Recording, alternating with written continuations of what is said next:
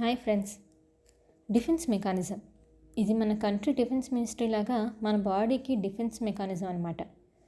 ఇది మన కోసం పోరాడుతుంది, మన భయాలను ఇన్సెక్యూరిటీస్ని కవర్ చేస్తుంది. ఇది మనం డైలీ వాడే మెకానిజం కాదు, ఒక కవరింగ్ సిస్టమ్. మనకి తెలుసో తెలియకుండానో మన లైఫ్లో మనం రోజు దీన్ని వాడుతూనే ఉంటాం. ఇది కొంతవరకు వాడితే పర్వాలేదు, కానీ దీన్ని ప్రొలాంగ్డ్గా యూజ్ చేస్తూ మనల్ని మనం కప్పిపుచ్చుకుంటే మాత్రం ప్రాబ్లమ్స్ అనేవి రైజ్ అవుతాయి. అందులో కొన్ని ఇంపార్టెంట్వి ఇప్పుడు చూద్దాం. డీనియల్, నిరాకరణ, వాస్తవాన్ని అంగీకరించకుండా ఉండడం. ఉదాహరణకి డాక్టర్ షుగర్ ఉంది అన్నా నాకేమీ లేదు అని నమ్మకపోవడం. రిప్రెషన్, అణచివేయడం, బాధాకరమైన జ్ఞాపకాలను తెలియకుండానే మనసులోకి నెట్టేస్తారు. చిన్నప్పుడు జరిగిన బాధాకరమైన సంఘటన ఇప్పుడు గుర్తుండదు. సప్రెషన్, కావాలనే పక్కన పెడతారు.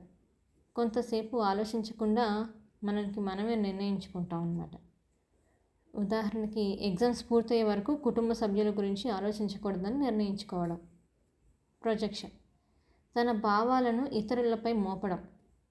తనలో ఉన్న భావాలు ఎదుటివారిలో ఉన్నట్టు అనుకోవడం. ఉదాహరణకి తనకి అసూయ ఉన్నా వాళ్ళే నా పైన అసూయ పడుతున్నారు అనుకోవడం. ఇంకా 5వది రేషనలైజేషన్,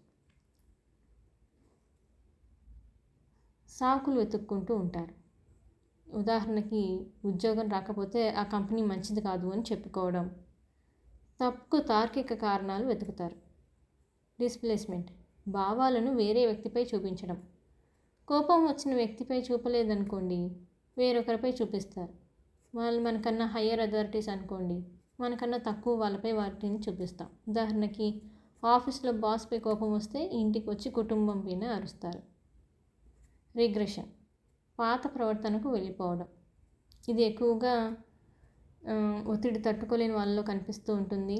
ఒత్తిడిలో ఉన్నప్పుడు చిన్నపిల్లలాగా ప్రవర్తిస్తూ ఉంటారు, రియాలిటీని ఫేస్ చేయలేకపోతూ ఉంటారు. ఉదాహరణకి పెద్దవాళ్ళు కూడా కోపంతో ఏడవడం, మొండిగా ప్రవర్తించడం, లేదా చాలా వయసు వచ్చాక కూడా బెడ్ వెట్టింగ్ చేయడం, ఇట్లా చిన్నపిల్లల ప్రవర్తనకి మళ్ళీ మారిపోతూ ఉంటారు.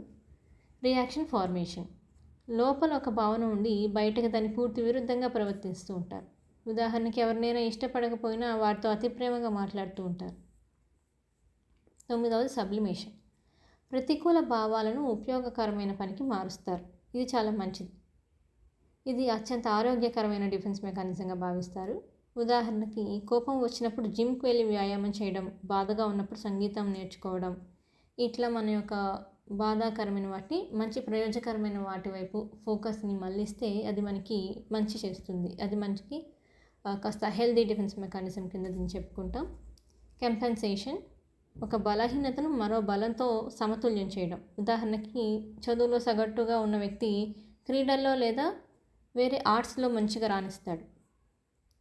ఐడెంటిఫికేషన్, తాను ఇచ్చిన వ్యక్తి లక్షణాలలో తనలో అలవర్చుకోవడం.